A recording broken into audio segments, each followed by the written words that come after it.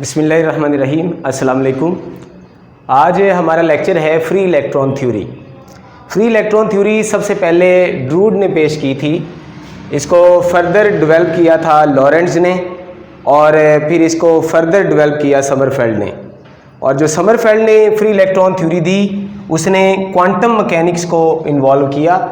ڈروڈ نے classical mechanics کو involve کیا تھا، اس لیے اس کو ہم کلاسیکل فری الیکٹران تھیوری کا نام بھی دیتے ہیں۔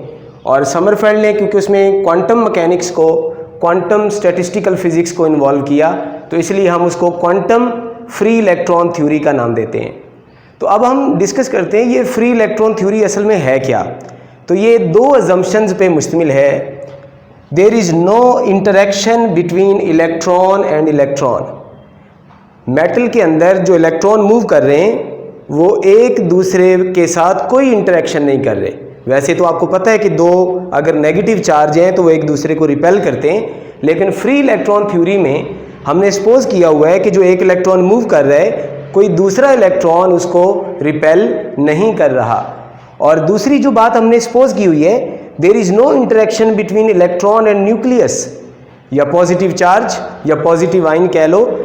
جب ایک ایٹم کا الیکٹران فری ہو جائے گا تو وہ پازیٹیو آئن بن جائے گا، اور یہ جو الیکٹران فری جو موو کرے گا، یہ پازیٹیو آئن اور اس الیکٹران کے درمیان بھی یہ فرض کیا گیا ہے کہ کوئی انٹریکشن موجود نہیں ہے۔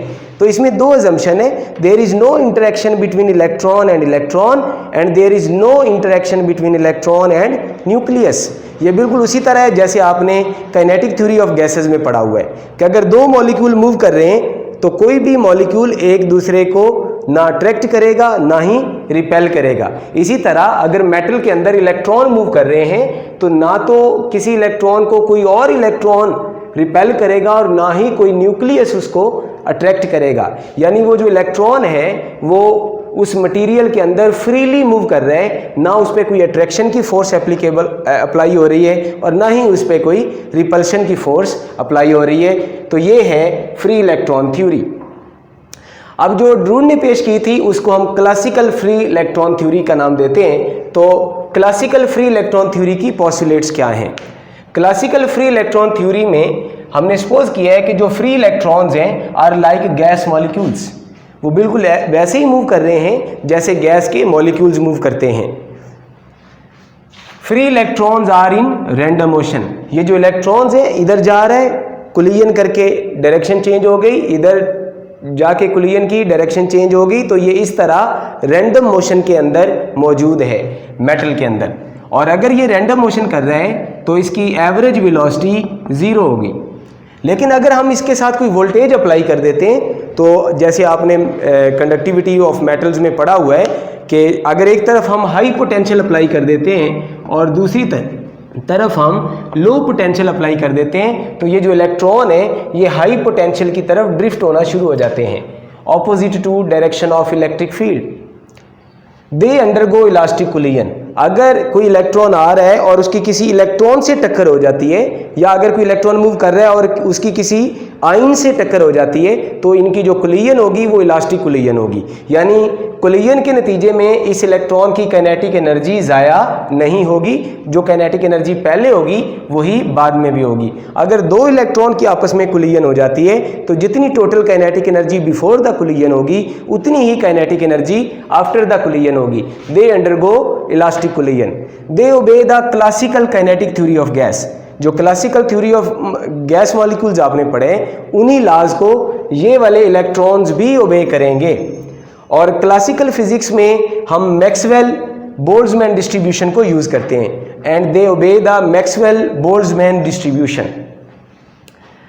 اب یہاں پہ فرض کرو ہمارے پاس ایک میٹل کا پیس ہے جس میں دو طرح کی سپیشیز موجود ہیں، آئنز اور الیکٹرانز۔ اب یہ الیکٹرانز کہاں سے آئے، اس کو سمجھنے کے لیے ہم سوڈیم ایٹم کی ایک ایگزامپل کرتے ہیں۔ فرض کرو یہ ہمارے پاس ایک سوڈیم میٹل ہے جس میں پہلے شیل میں 2 الیکٹران ہیں، دوسرے میں 8 ہیں اور تیسرے میں 1 الیکٹران ہے۔ اب یہ جو لاسٹ ویلنس شیل کا الیکٹران ہے یہ لوزلی باؤنڈ ہے نیوکلیس کے ساتھ، تو یہ تھوڑی بھی انرجی گین کر کے یہ فری الیکٹران میں کنورٹ ہو جائے گا۔ اب اگر اس ایٹم کا ایک الیکٹران اس سے علیحدہ ہو جائے تو اس کے اوپر پازیٹیو چارج آ جائے گا اور یہ پازیٹیو آئن بن جائے گا۔ اب یہ جو پازیٹیو آئنز ہیں یہ میسیو ہیں، تو ان کو ہم سپوز کریں گے کہ یہ اپنی پوزیشن پہ فکس ہیں اینڈ دے آر اموبائل، یہ موویبل نہیں ہے. اور لیکن یہ جو الیکٹران ہیں ان کو ہم نے فری الیکٹران کنسیڈر کیا ہوا ہے. تو یہ جو الیکٹران ہے یہ اس مٹیریل کے اندر فلوئڈ کی طرح فریلی موو کرے گا. یہ کریں گے، یہ جو الیکٹرانز ہوں گے، فرض کرو یہ الیکٹران ادھر سے ادھر جا رہا ہے تو یہ رستے میں جو آئنز ہیں یہ اس کو اٹریکٹ نہیں کریں گے، یہ اس کے ساتھ کولیجن کرتا ہے، اور جب اس کے ساتھ اس کی کولیجن ہوتی ہے تو وہ الاسٹک کولیجن ہوتی ہے اور اس کی ڈائریکشن چینج ہوگی، ادھر کولیجن کی پھر ڈائریکشن چینج ہوگی، ادھر کولیجن کی پھر ڈائریکشن چینج ہوگی اینڈ سو آن. اور اس طرح یہ بار بار کولیجن کر کے اپنی ڈائریکشن کو چینج کر رہا ہے.